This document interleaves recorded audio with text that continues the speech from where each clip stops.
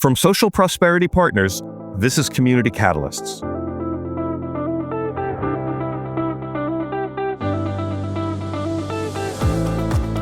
Welcome to Community Catalysts, the podcast that explores the qualities of community leadership and the many paths and forms it can take.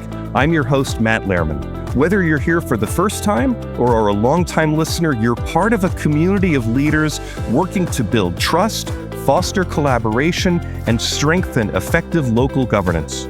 Each episode, we aim to reveal real-world insights and experiences to help you navigate the challenges of leadership and make a lasting impact in your own community. Be sure to follow or subscribe so you never miss an episode.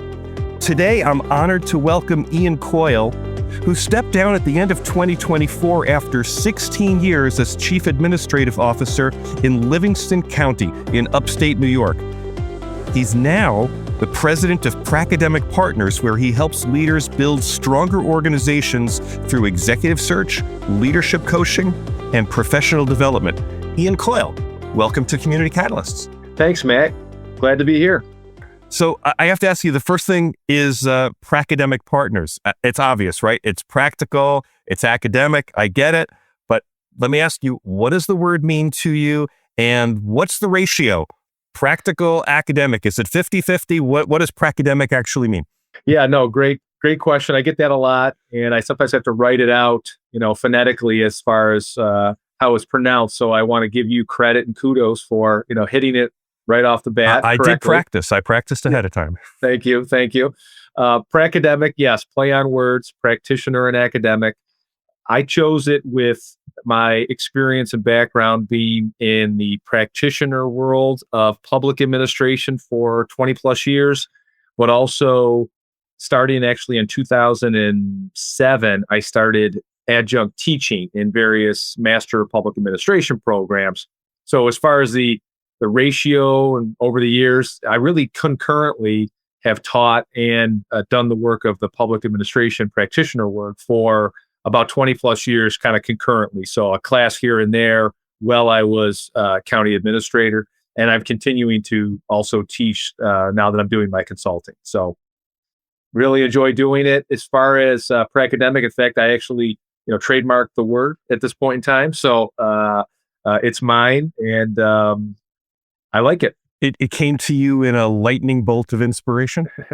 Well, you know what? Other people have used the term. I mean, there's lots of use of the term of pracademic in terms of, especially in the realm of local government, right? So people who would call themselves a pracademic might be a 30-year city manager that all of a sudden then goes to the local school and is teaching the class on budgeting, right? I just happened to start a little bit earlier and then continued to do it and then kept teaching at various places and really expanded upon it. And I, once I coined it, I liked it, I stuck with it. So every time I use that phrase going forward, I have to send you a nickel? Yes, correct. All right, I'll remember that. Hey, Ian, let's go back in your career. One of the things that you shared with me as we were preparing for today was that you became a municipal manager at the age of 24. And I think you said that you were the youngest county manager in New York at the time. Do I have that right? You have it mostly correct. Yes, I was the youngest municipal manager, so not county. At that point in time, I was at the municipal level. But yes, you have that correct that I was engaged with the village of Brockport, New York, a small college community, about 8,000 people on the Erie Canal, to be their village administrator, which in that time was called the village manager. And at the time of my appointment, yes, I was the youngest village manager in the state of New York. So I want to start there because this is a podcast for people who are on the path to leadership in their own right. And I hear this question a lot. What is the technique? What is the proven method for earning trust, gaining credibility as a leader when everyone around you is older, more experienced, wiser than you are? What did you learn from that experience? Well, certainly it had its challenges, right? I mean, looking at all the people that I was working with, that at the time I was the treasurer to start off with, and then I was sort of appointed ascended to the position of village manager shortly thereafter. And then all of a sudden I was the supervisory person for all of these individuals who were much older than me. I would say, just like anything else, irrespective of age, is how you earn trust is how you earn trust, which is doing the work, which is being a leader, which is showing respect, which is communicating appropriately, which is going the extra, all the adages that sound a little corny and old and overused, but going the extra mile, working the extra hours, putting in the time, all that sort of stuff to sort of establish your credibility, command and demand respect that maybe you might not otherwise have because of your relatively, young age or short tenure profile, that you would then obtain and attain that same respect by doing all of that good work. And I think that as part of a team, we did a lot of good work. I tried to, exercise respect for other people. I tried to be communicative. I tried to do what's best. I tried to have a code of ethics. So I think all of those things, once you saw them from the other side, my peers or my counterparts, I think that the respect then came about that way organically. I don't know if this is true for you. I will tell you that some of my best learning experience have come from things that I have totally screwed up, right? And some of those things that I screwed up, the memories of that live in my head rent free for the rest of my time. So I am going to ask you, is there an experience from your early career where you screwed it up, you learned a lesson, and that story sticks with you? And if so, can you share that story? I'm not challenged by coming up with things that might have been, swings and misses in my. You don't have to name names. It's okay. You can just tell us the story. In the early part of my career, more broad-based, kind of generalized, but certainly board member interactions and experiences with the board and how to interact with them and how to handle situations deftly and professionally when, you have some challenges with respect to politics, either with a small p or a big P, or personalities, or trying to deal with the group that in my case was a 5-person group, and individual personalities within each of those 5 people, and try to deal with that situation appropriately. I'd probably say those were some swings and misses early on as I kind of honed my ability to deal effectively and appropriately with a sometimes kind of muddied, different personalities, different politics, a large group. Now, at that point in time, it was a 5-member board. I then shifted when I went to the county to working for a 17-member board of supervisors. So I went from a 5-member boss group to a 17-member boss group. And those experiences, those swings and misses, those challenging times at the village level with that group of 5 definitely, hardened me and improved, my skills to be able to work better and more effectively, I would say, with the larger group. We should talk about the nature of leadership when you're in a municipal staff person as opposed to an elected official. Oftentimes we think about leadership as I've been elected, I have this high prominent position, and I'm going to take positions and I'm going to take stands and I'm going to kind of lead from standing on top of the train. In municipal leadership, the quality of leadership is often different. I think that's what you're alluding to here. Working, whether it's 5 or more members, you're working behind the scenes. You're working and making connections. Can you talk about what's the nature of leadership that you've come to understand?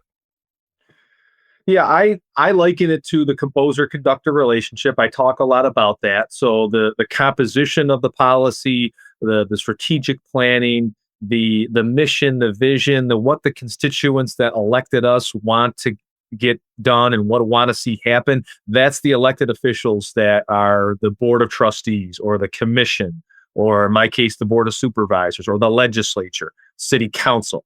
That's their role. That's their charge. I want to be clear. In New York, you have county legislatures, right? So you're not talking about the state legislature. You're talking about at the county level, there's legislature that is the governing body. Yeah, in this case, I'm talking still about the local level. So in my case, that would be local considered county. Yep. Essentially, the governing body of a county. And the role that they play is sort of in that composition, policy setting. And then the leadership is then effectuated, I would say, by the conductor, right? And in my case, that conductor role was the chief administrative officer. So the county manager, the county administrator, the city manager. And I think what leadership looks like is sort of that balance between those two things. Those representatives, those elected officials, they have a series of things that they want to get done, an action plan, a strategic plan, whatever initiatives, projects. And then they're charging that leader with carrying that out and trying to distill down what was probably some grandiose stuff into actionable strategic objectives. And that's really the hallmark of the profession that I found a lot of love for over all these years. Ian, I want to switch gears with you a little bit. Again, as we were preparing for today, I asked you, what should we dive into? What's a meaty subject, perhaps something that's particularly relevant today? You mentioned community engagement as a topic. So I want to talk about community engagement with you. Public trust in the local governance process is fragile. And I understand that, you believe strongly in direct one-on-one engagement with residents as a way to not just share information, but to build credibility. Can you share a time when, from your experience, where this kind of direct approach really made a difference in the work that you were doing? Can you kind of make it real for us, how you take the theory of that and put it into practice? Yeah, I think a couple examples come to mind. One is on education and one is on maybe just updates. So when I say education, I mean getting out into the public and being able to explain to folks who might not know the intricacies, might not care to know the intricacies of what you have going on at your local government level. In my case, it was a county level. But spending just a short amount of time, I would call it the Reader's Digest version. I would call it County Government 101, some synthesized, summarized commentary about what, in our case, Livingston County government did each and every day for the residents. So it would sort of quell some folks who might say, oh my gosh, what are my taxes paying for and things like that. They might say, what is it that you do? Because the only visible sign is maybe this service or this program or this department, when they don't know behind the scenes the other 30 plus that are doing all this great work. So I would say that a great success in a lot of those engagement sessions. Now, those would be regular town hall style, open forums, and I would start talking, then do Q&A. But also we did some very specific ones. So we would speak with maybe a senior group, an older folks group. We would speak to K-12, but primarily maybe 9 through 12 grade levels at the high school, talking about county government. I'm sorry, when you say we would, was that you would go out and you and your senior staff, or was that the elected officials who were going out? You know what? I'm glad you said that. So I never liked to say I and me when I was a county administrator. And I still really don't, right? I mean, whenever I would say things, I would say in that we sense, because any success that we had or anything that was really attributed to me, I would always say, look, it was a team effort, group effort. It's the collective we. That sounds like a lesson from the 101 entry-level class in public administration. Yes, definitely. Yeah, I mean, I accept individually, the blame, deflect the praise and the kudos, right? But I would say, I'm glad you asked that. Honestly, it really was just me. So it wasn't, it was a board supported endeavor. A couple of times I got a department head that had expressed interest in wanting to go with me. In fact, one time my veteran services director, David Terry, I think was one of the first ones at the tail end of my, time at Livingston, said, hey, I'd love to join you, talk a lot about what we've got going on the veteran side. He joined me and it was a smashing success. I really would love to hear a specific example, right? Was there an experience where you got to go out and share information where it changed the course of the way the public was thinking about it? Or maybe it was in the other direction, where you were out in one of these places and you heard comments that actually changed your understanding of the way the issue should be addressed? I would say one that comes to mind is our broadband project. We wanted to do a project that was last mile, broadband for high-speed fiber to the home internet coverage in our underserved or unserved areas of the county. And so getting that, requesting and soliciting that feedback on hey, the county board of supervisors, 17 members, is contemplating a countywide broadband initiative. What would be some questions, concerns, qualms you have on your side, getting some of that feedback? And I think there was some anticipation at that point in time, this real life example, there was anticipation at that time of government overreach, of I'm already covered because I live in one of the densely populated areas. Why should my tax dollars go to support that? Or the private sector, if they haven't addressed it, why are you trying to address it? Those type of things. That was the anticipation. But when we got out there, I got out there and I was in these meetings and we talked specifically about that. It was not the case. The case was almost universally, we support it, make it happen. It's next generation. We're behind the times if we don't. Find available dollars, figure it out, make it happen. The private sector is not addressing it in these last mile, very rural areas. The county back in, the early 1900s, all these other counties, electrification, and the federal government, some other level of government, the co-ops, they addressed it. This is the new need to address, and the public sector should be involved. And so to hear that from a community where, not to typecast, you got a primarily Republican-based county, to have that, no, we want our government to be involved in these sort of things and try to make it happen. I think that was some substantiation of the project benefits. So you're saying that you went out and you were actually impressed by how much the public understood and confirmed what you thought were the reasonable things that needed to be done. Absolutely. I'm imagining that there are a lot of public administration students that you've addressed and spoken with who are more, shall we say, introverted, who would not wish to put themselves out in that kind of a forum. What's your message to them about the necessity, the how much of their time they should devote personally to putting themselves out there for that kind of public engagement? Well, first of all, I would say, I understand personalities and I understand personality differences and I understand people having some concerns with respect to them being an introvert and not, loving those type of environments. So I understand that. I appreciate that. I'm empathetic to that. I would say the profession, though, that you would find yourself in if you desire or aspire to be a city or county manager is one where public speaking, where public engagement with interactions with the public, both in virtual formats, meeting formats, and kind of one-on-one, kind of open town hall formats, is an expectation that you will have to do a lot of that. And I think the dial gets turned on what level you want to do it based on your comfort level. Like, again, we didn't have to do what we did, but I chose to do this forum and session because I thought it was a great idea to get the messaging out to the public. What are the skills? What's the training that you give to someone who wants to pursue a career in public administration that gives them the confidence and the ability to go out and speak?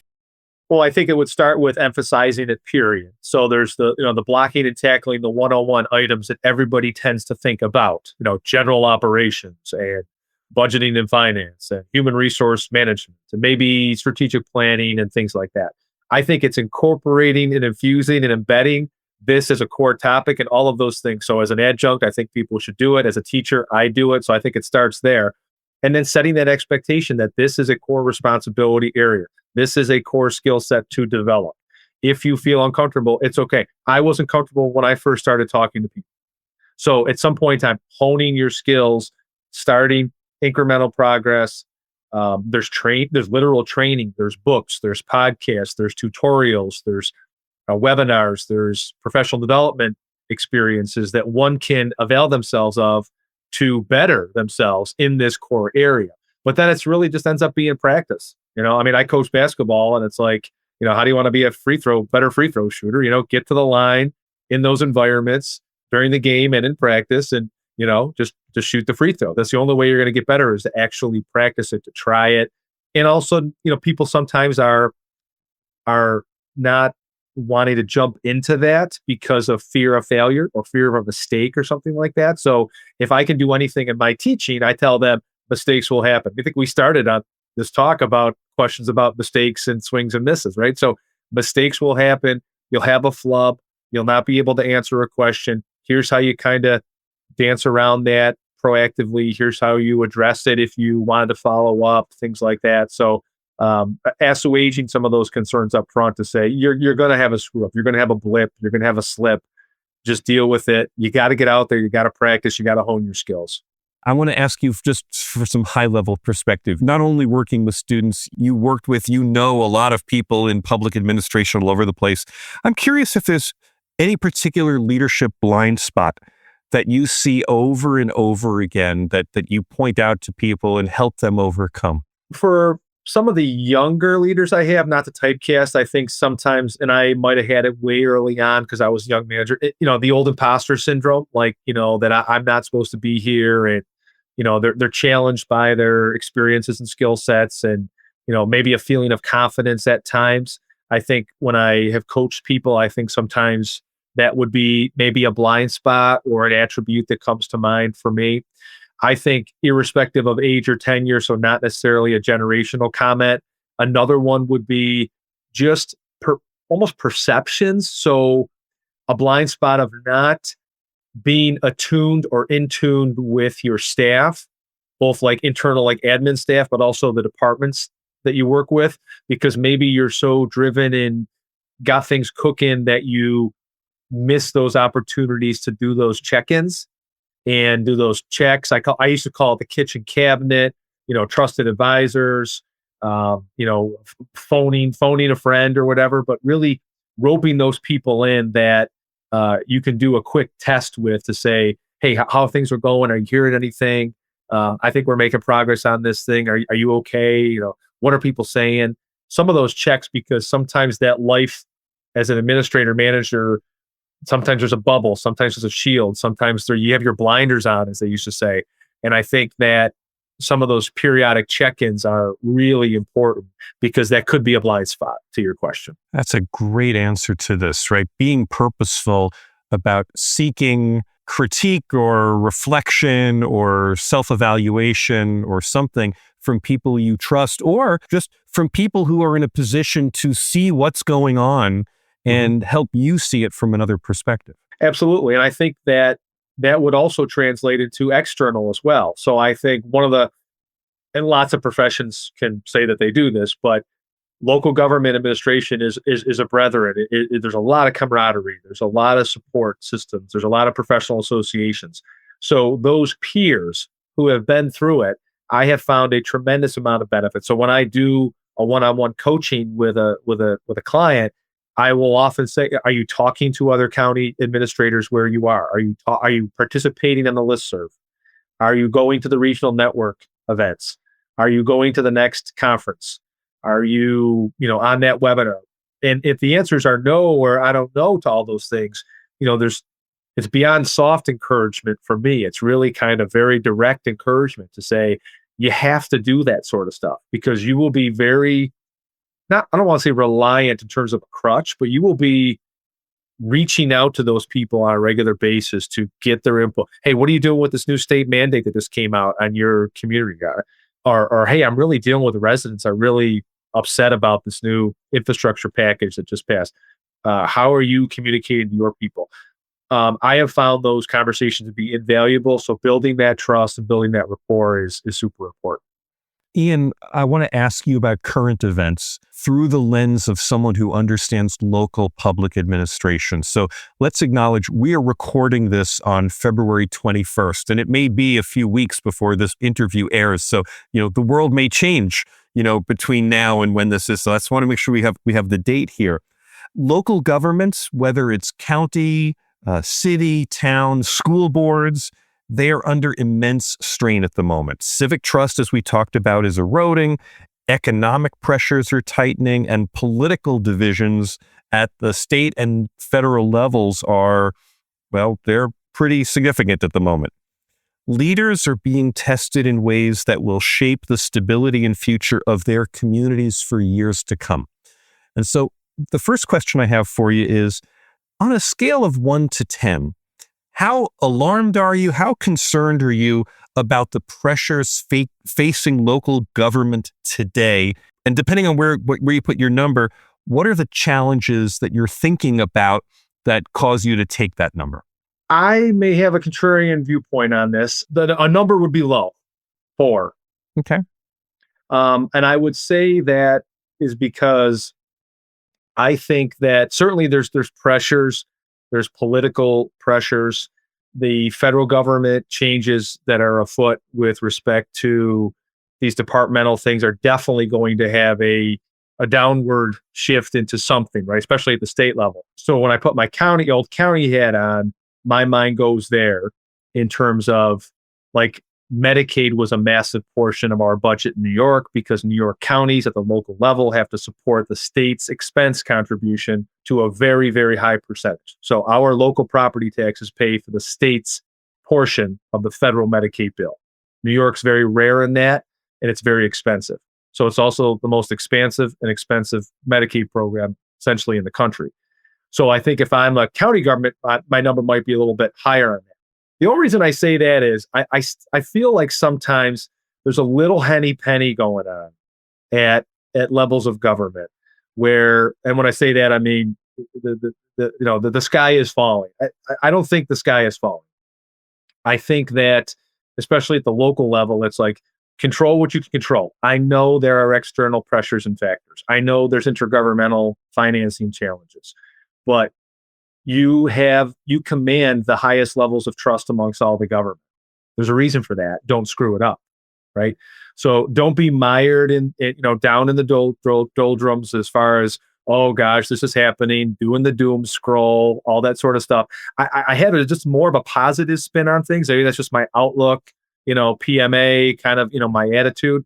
And that is, I think sometimes there's tangential things going on at best that government, because it is the word government, localities want to sometimes be kind of just downtrodden and Debbie Downer with some of the stuff, when in reality, there's not a ton of nexus on a good amount of the things that nationally are causing this sour attitude. So, that's my personal take on it. I think people will differ from with me on that. But I look at local government like, you build the trust, you all the things that you have going on that you can control and be really, really good at. Be innovative, be strategic, be creative. And you may have to combat a challenge or two that is due to the fact of the environment that we're operating in now. But that's what you signed up for. And if you don't want challenges, then you're in the wrong line of profession. You may have just answered what I think was going to be my last question, which is, but I'm going to ask it again anyway. What's the most urgent shift that local leaders need to make in their approach to leadership in this moment? What would you tell local leaders, people who you're consulting right now, not even just the students who are coming up, the people who are practitioners today? What should they be doing to rise to the moment for local leadership to be effective? It's a great question. And I think that my answer would be foundationally coming back to what I argue the hallmarks of the profession are. And why are they the hallmarks of the profession? The pillars of the profession: nonpartisan, apolitical, professional administration of local government. Now, you could be an elected official and be like, well, how can I be nonpartisan and apolitical? I'm talking more so about the local government managers that I tend to work with the most, right? So the city, county managers, those practitioners, those professionals, is exercising that, is exemplifying that, is personifying that each and every single day.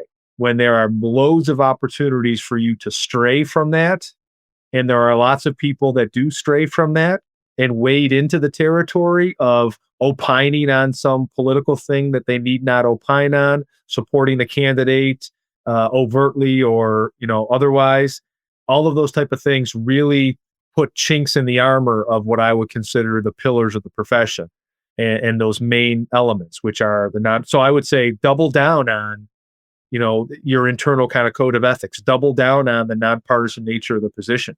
Double down on good government. Double down on, I'm a practitioner of public administration.